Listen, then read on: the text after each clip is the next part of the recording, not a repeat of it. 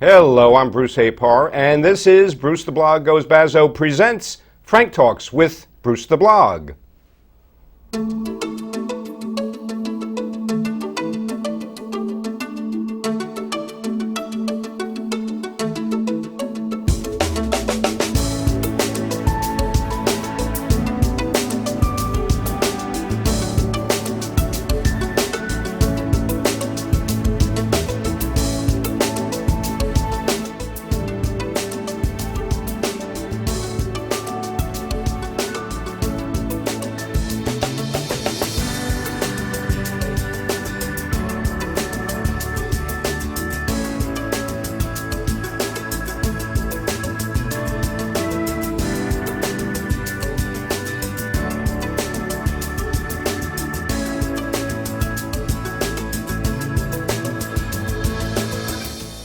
Hello, this is Bruce Apar, and I want to welcome my guest co-host, Frank J. Rich. You probably recognize Frank, who was a guest on the show recently as the author of his debut novel, Raising Father. Welcome, Frank. Thanks for doing this. And we are going to be doing this actually on a regular basis going forward. And we want to, of course, welcome our guest, Brian Conybeare. Thank you. Thank you for having me. And I think, of course, Brian, a lot of people will recognize you from your, I think, 16 years at News 12, right, Yep. as an anchor. And you always did a great job there. I always enjoyed watching you. Thank you. And now you're a special advisor to Governor Cuomo for the new Tappan Zee Bridge. And I thought maybe we would just start by you're letting viewers know again who know you. Right. Why the move and what exactly is your role? Well, I certainly wasn't looking to leave News 12. I was happy there. I loved my job for all those years. But when the governor calls you personally and says, "Hey, I need your help," and here's what I want you to do, you listen. Right. You listen. And he had what I considered a very good idea to reach out to the community and try to spread the word about the Tappan Zee Bridge and get information out to people and engage the community and answer people's questions, calm their concerns.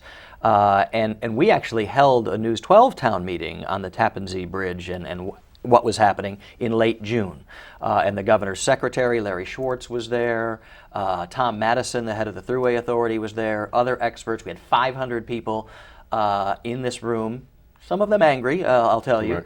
Right. But everybody got a chance to state their case, voice their fears, their concerns, ask questions, and get solid information from the people who are making decisions. Right.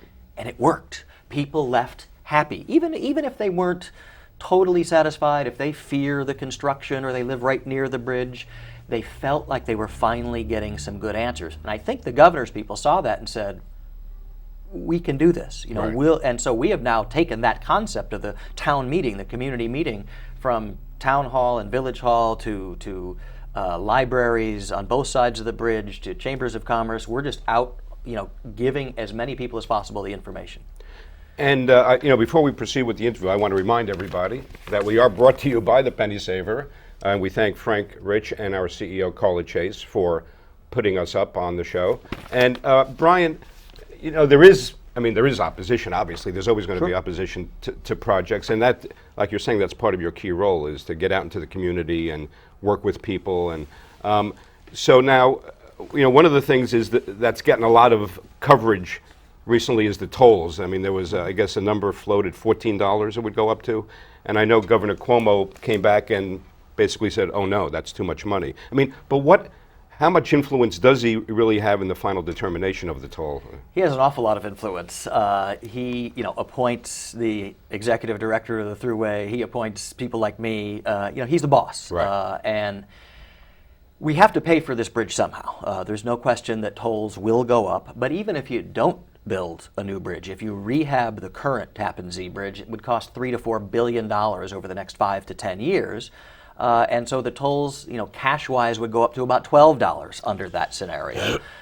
There are, fortunately, commuter discounts, so that $14 number that was very scary to a lot of people, the governor said that is simply too high, that is unacceptable, and he told us we have to start a task force to find ways to bring that down. How do you do that? Well, we're trying to access first a large, perhaps $2 billion federal loan, a low-interest loan, that you actually don't have to start paying back until 5 years after construction ends. Mm-hmm. So it's like a 40 or 45-year loan. Wow. So that helps. incredibly low interest. Right now it's about 2.25% on those loans. That is called the TIFIA program, Transportation Finance Infrastructure. I have it here actually. Transportation Infrastructure Finance and Innovation Act. Yes, right, TIFIA. We call it TIFIA for short. That's government speak. Right. But if we get that, that helps us big time. We are also seeking federal grants. We're looking for alternate revenue sources. There's a special task force being set up at the governor's urging to find ways to bring that number down. And one of the keys that people, watching should know, if you live in Westchester or Rockland, we're going to find a resident discount, which currently doesn't exist. There's a commuter discount that's 40% off the cash toll price right I mean, like now. for a monthly or Correct. whatever, If you yeah. take 20 trips a month, 5 trips a week, you get 40% off the current $5 toll. And we anticipate that 40% will transfer to whatever the future toll is. But for the people who live in Westchester and have relatives in Rockland and go there twice a month, or want to go to the Palisades Center Mall to shop or something like that, and vice versa. If people want to come from Rockland over to Westchester, there will be a resident discount. And that was something that wasn't talked about at first, but the governor is very particular about that. He does not want to price local residents out of this bridge. So let me ask you a question, if I might. If because the history on tolls in support of construction projects and the expectation that they would go away after the bill was paid, so to speak, has not actually come much to fruit over the years. But should the state become successful at finding this $2 billion federal loan, and also grants that would substantially decrease the cost to local citizens in the state of New York, would that affect the toll in any specific way? Absolutely. The more funding we get through sources like the federal government, the toll will go down. And there's another huge variable. Has that been extrapolated out under those circumstances, or is it just we're still what's interesting is the process is still being worked on because President Obama fast-tracked this a year ago, last October. You mean this specific project? Oh yeah, Yeah. It is one of about 14 projects Right. nationwide that were put on the fast track by President Obama last year. And what that did was it allowed not only the financing, but the design, the environmental review, all to happen at the same time. Traditionally, you would do the design, okay? Then you would go seek financing, do the environmental review, find a contractor, and all that would take calendar months, calendar years, and it would take a long time. Under this fast track program, it's happening all at the same time. It's still incredibly thorough. We're looking at all the details and crossing all the I's and dotting all the T's, but it's happening at the same time. And that, that has some people wondering, how can you move forward with this plan without the financing in place? Well, we know we're going to get the financing. It's just a matter of going through the proper channels. Well, that's impressive and encouraging, to be sure. I mean, is there a way to actually quantify what portion of the $5.2 billion cost of the bridge the tolls will pay for? Virtually all of it, but this is going to be a toll-backed project. Okay. If we get grants, that changes the equation. So, I mean, so it's certainly. almost, I was going to say, it's almost literally pay as you go. To a Sort of certain double extent, entendre. yeah. Right. The Thruway Authority is also going to issue what are called toll-backed Thruway Authority bonds on Wall Street. Those currently carry about a 4.5% interest rate. So that will be another major source of funding for this project, and those are paid back over 30 years. So, the tolls are going to go up. We don't have a final number yet, but the governor has ordered us to not make it $14, to find a way to bring it down. And Brian, the task force you mentioned, which I believe is going to come back with a study or report in a year from now. There are actually a couple different task forces, and that's a little confusing too. One is the kind of financing and toll task force, and really they have kind of 5 years to find funding while the construction is happening. We can float Thruway Authority bonds to help pay the early portion. The federal government is going to come through with some money. We're very confident of that, but that takes some time too. But the bills won't start coming due right away. We don't have to have $5 billion tomorrow. And one of the key variables is we still haven't opened the envelope on the bids. We have 3 bids that have come in. They came in about 3 weeks ago. The process to go through the technical review of them takes about 4 to 5 weeks, so we're getting close. And after they do all the structural, seismic, architecture, road review of those bids, the final thing they open is the envelope that has the dollar amount, and that is under federal procurement law. Because if you open the dollar amount first and say, "Hey, this one's only $3 billion," we like this one. Let's make this one work. They want you to do all the technical review without having that number in your head. So the 3 bidders have assured us quietly that they are at or below $5.2 billion. So we're hoping they might be substantially below. We just won't know for another couple weeks. And then there's this so-called design-build methodology, right, that presumably says that any cost overruns will be on the shoulders of the contractors, right? Is that? This is the first project under New York's new design-build law. State lawmakers approved it late last fall. The governor signed it in December. And it changes the dynamic completely. The example of the old way of doing things is I-287. That project has gone on for about 2 or 3 years longer than it should have, cost about $70 million more than it should have, and it was the taxpayers, the state got stuck with the bill.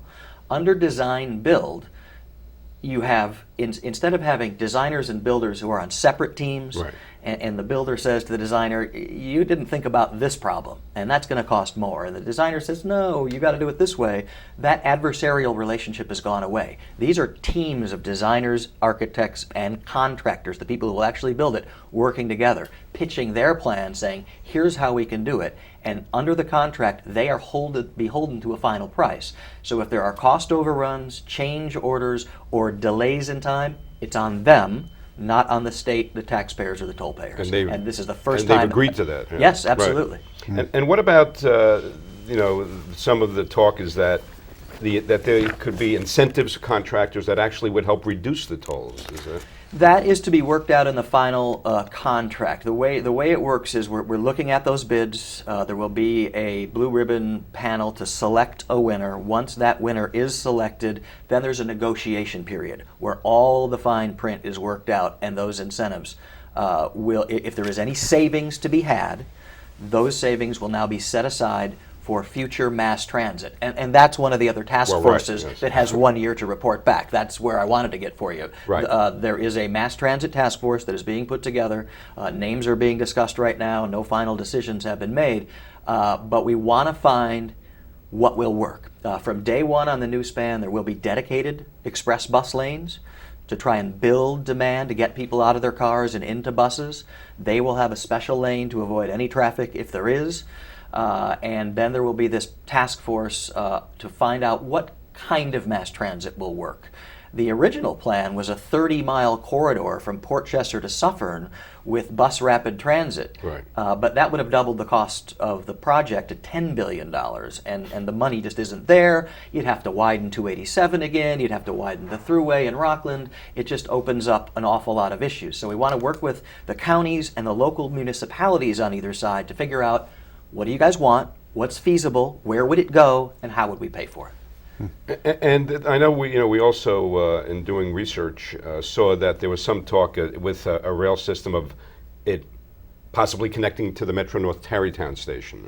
But the interesting thing, and we were talking about this before we went on the air. I mean, a judge recently ruled that the MTA payroll tax is a violation of the state constitution, and of course the MTA is saying, well, if we're not going to have that revenue, we're going to have service cuts, let alone enhanced service. I mean, but with a light rail system, has there been any discussion about the role the MTA would play in that? Or? It hasn't quite gotten that far because right now it's a bridge project. The key, though, is this bridge is being built structurally sound enough with the capacity to add Metro North, heavy rail, commuter rail, light rail, something like maybe the JFK air train, a monorail type thing, or it can handle both bus rapid transit, which is basically a train on wheels in dedicated lanes with stations along the way. So the contractors are under orders to add about $300 million extra dollars to make this new bridge, which is technically 2 spans, and some people don't know that. Yeah. The new Tappan Zee Bridge will be 2 spans, ready for mass transit in the future, whatever's decided on. So it can take Metro North, it can take light rail, or bus rapid transit. So it's called, right, a dual span Yep. bridge, right? And how does that work? Is it each way, or what? Yes, one bridge will be Westchester to Rockland bound, 4 general traffic lanes, along with an emergency vehicle lane, a breakdown lane, and one of the 2 spans will have a dedicated bike and pedestrian lane for the first time. The other span won't have the dedicated bike and pedestrian lane, but it will have 4 general traffic lanes in the other direction, the breakdown lane and the emergency lane. And the plan is, because they're being built so wide, those extra lanes can be used for bus rapid transit. That's the idea. Right. You know, maybe you'll only wind up with 1 emergency lane instead of 2, and that will become a bus lane. So apparently there are architectural and other benefits to dual span. Is that like a trend now? Well, part of it is actually redundancy. You know, God forbid Something there's an happens, earthquake right, or a terror attack and one of them has an issue, you can shift traffic to the other span. Right. That's a big part of it. And the fact of the matter is, if you want to add mass transit in the future, you can't build a 16-lane bridge for 3 miles. It's structurally very, very difficult. So they had to break it into 2. And actually, one thing people don't really realize either is one of the spans will be just north of the current bridge. It will be built first. It will have enough capacity on it. It's the wider of the 2 spans, so that in one day, all traffic will shift from the old bridge, boom, to that new bridge. Then they will start tearing down in sections the old Impressive. bridge Yeah. and build the second span virtually in its place. Wow. At the 2 landing spots, it literally goes right over where the old bridge was. Oh, that's Wow. great. While we're here, if we could pause for a moment to consider the problem, which is perhaps twofold. One is that the bridge is deteriorating, but it has a purpose, and that is to accommodate the traffic across the bridge for a variety of purposes, which by general consensus has outlived its duty cycle, so to speak. It was prepared for 50 years of life cycle, and it's now 56 years. And the expectation of its use is now 40% over at this point in time. So the purpose for the bridge was to accommodate the traffic back and forth, obviously. The expectation was estimated for its use. This new bridge will accommodate the current level of traffic and the some to come in the future, is the first part of the question. And the second is, what creative alternatives, perhaps partnering with business to help support the funding of the bridge, were considered? The first question about capacity, yes, it will handle this capacity, and it will handle it better for a couple reasons. Because the current Tappan Zee Bridge is only 7 lanes. There is that movable barrier in the middle that makes it 4 lanes from Rockland to Westchester in the morning when more people are coming south and east. And then it's shifted back, so it's 4 lanes in the evening commute back to Rockland. That goes away, that movable barrier. You'll have 4 lanes in each direction. There are those who say, why don't you just give us 12 lanes or 16 lanes? We could, but on either end, the highway goes down to 3 lanes. Yeah. So you would have a bridge with plenty of capacity and then a choke point. Yeah. So, and the engineers say you can't outbuild capacity. In Los Angeles, I used to live there years ago, they have these 16-lane highways that are gridlock. Yeah, right, You know, yes. cars will come. If you build it, cars will come. So the idea is to get people out of their cars, create mass transit in some way, shape, or form to lower that capacity. And the studies, they have done what are called divergent studies, you know, will other vehicles come or leave? Because right now the George Washington Bridge is so expensive, trucks are coming up to the Tappan Zee Bridge using it and then heading down to the city. If the tolls are similar, 8%, we'll have 8% less traffic when the new bridge opens. That's according to one of the latest studies. Well, What was the second question? I'm sorry. yeah, so just on this one for a moment. So if in fact the issue is, aside from the construction of the bridge or the current condition of it, is managing the traffic, and in fact you cannot overbuild for capacity, as it were. The real issue is the traffic on the bridge. And so was there any effort or any consideration for reducing the amount of traffic across the bridge, as opposed to just simply assuming that, and I think it's a reasonable conclusion, that if there is capacity, it will be filled. Work expands to the time available, so to speak, and traffic is much the same. Right. Were there any alternative views, proposals to relieve the traffic as opposed to accommodating the existing traffic? Well, through a the larger- original corridor plan included mass transit, but that was shelved when it was fast-tracked last fall by the Obama administration. It was just determined that we don't have the money to do the entire 30-mile mass transit corridor. So right now we have a bridge plan, but the beauty of this bridge is, and the reason there shouldn't be huge traffic jams on it in the future, even though there's only technically one more lane, Right.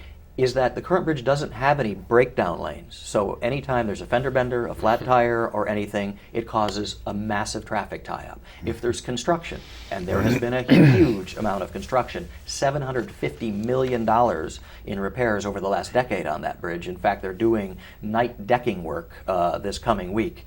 Be prepared for that if you're driving over the bridge at night for the next week or so.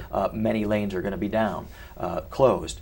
So the reason it should help smooth traffic out and make it less of a choke point is currently the lanes on the Tappan Zee Bridge are only 10 feet wide. Federal standards is 12 feet. These will be 12-foot lanes. You will have the breakdown lanes. The grade, the hill on the bridge right now is 3.5%. The new bridge will be about 1.5%, so trucks won't struggle to get up and slow down and back things up and bunch things up. Coming down, trucks won't have to use their air brakes, which is noisy for the neighbors, or downshift, which is noisy for the neighbors.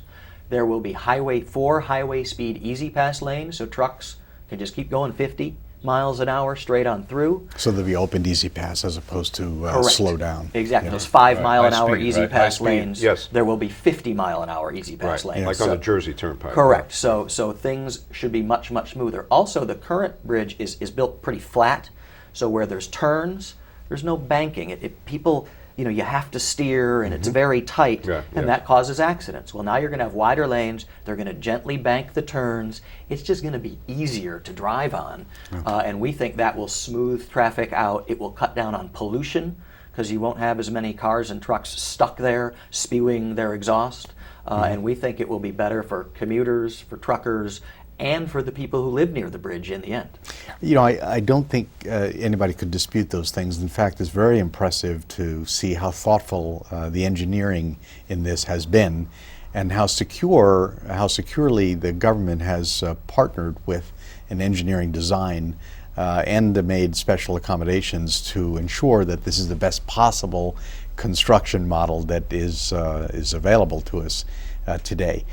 But still, the question remains: is there an alternative to building a bigger bridge, so to speak, even if we needed one, by reducing the amount of traffic as opposed to managing that traffic, as it were? And, Well, certainly with the new express bus lane, that should help. The idea is to encourage people to get out of their cars. If we is can- mass transit a workable solution in this environment? Absolutely it is. So and the governor's historically committed it- to mass transit. So we're- historically, it works well. Oh, absolutely. I mean, you Yeah. look at Metro North. I mean, that works. Metro North Yeah, absolutely yeah. works.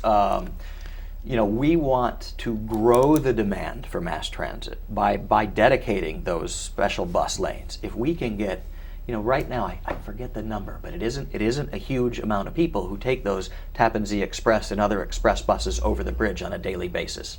We want to grow that number, build demand while we decide what mode of transit should be installed. And maybe it is bus rapid transit. If we get a whole bunch of people out of their cars onto those express buses, and then we make the system bigger and better, and it grows and grows and grows. It's not a decision that can be made easily or quickly, because you have to decide, where do you put all the stations? You have to expand the highway so these buses get dedicated lanes. You have to change all the overpasses and underpasses if the highway gets wider. It is a very complicated undertaking. But this Mass Transit Task Force is going to look at that and decide what can happen realistically and how can we pay for it. Good. Yeah, I think it's well said. It's again, it's very impressive how the plan has come together, and we're answering a lot of questions here. I think that people have, and you're obviously well prepared to answer those, and that's, I have that been makes it learning an helpful awful lot over the last month in or a so. month's time. I knew a little bit about the Tappan Zee Bridge when I took the job. But I've been sitting next to the engineers who designed it. I've been sitting next to the environmental engineers who did the environmental study. I've been sitting next to the Deputy Secretary for Transportation for the governor. I have access to all these experts, so I'm learning all this stuff. My job is to learn it and give it to people in non-engineer speak. I'm supposed to speak English. Yeah, doing a good job. No, yes, Brian, your knowledge spans a lot of territory, you might say. But another big question, especially in this presidential election year, as it relates to the, to this region, jobs. And I saw that the Business Council of Westchester, Marcia Gordon, who's the CEO, and I know is one of your, leading advocates, and she's heading, I don't know if it's a task force, but Build the Bridge Now. The Build the Bridge Now Coalition has Right. been a wonderful advocate. And so I read that Marcia Gordon made a statement that the project will create jobs for 45,000 people. So my question is, how does that work? Well, I think the term is create or sustain. I mean, there will be thousands and thousands of good quality jobs, for construction workers who right now have 25, 26% unemployment rate here in our area. So a lot of those guys and gals are going to get back to work. But there's also kind of a ripple effect throughout the community. Everybody who makes steel, who makes concrete, who supplies construction firms, the caterers, the guy who runs the lunch truck that goes to the work site, the hotels and restaurants in the area where all these workers will be staying or visiting or eating. So there's a wonderful ripple effect. And there are these, but I just want to clarify. So you're saying those are project-specific jobs that...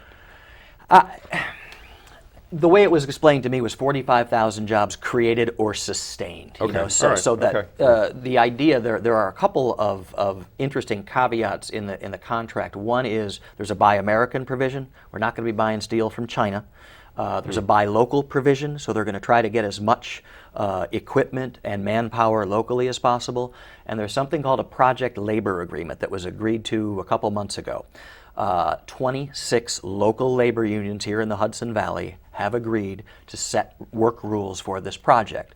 They include limiting overtime, they include 10-hour workdays maximum, and they include a no strike provision, so that in the middle of this, things aren't going to grind to a halt because of a labor dispute. Right. That project labor agreement should save the state about $452 million by limiting the overtime and setting these work rules, and all of the unions agreed to that. They want the work, they want to get the jobs, and we want to boost the economy. This should be a huge boon to the local economy. Right. Well, listen, as you know better than anybody, Brian, 30 minutes in television time is like 5 minutes in real life time. Yeah. So, well, we've expired 29 minutes of our time. So anyhow, really, thank you very much. My I pleasure. think this has been extremely informative. And Thank you for having me. Thank Brian Conybeare, Special Advisor to Governor Cuomo for the new Tappan Zee Bridge, and of course, my co-host, Frank Rich. And thank you for watching. And as I like to say, when Bruce the Blog listens, people talk. Thank you. Thank you, guys.